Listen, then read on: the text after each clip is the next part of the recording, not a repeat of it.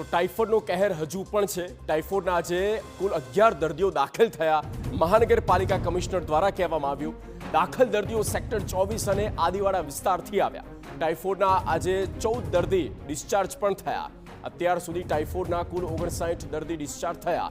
કુલ 75 team, 16 doctor, 100 જેટલા paramedical staff ખડે પગે છે અને આ સમગ્ર સ્થિતિ પર બનતા તમામ પ્રયત્ન કરી રહ્યા છે પરિસ્થિતિને થાળે પાડવા।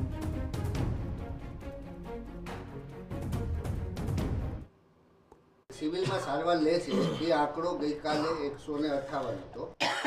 આપને ત્યાંથી 88 આવ્યા।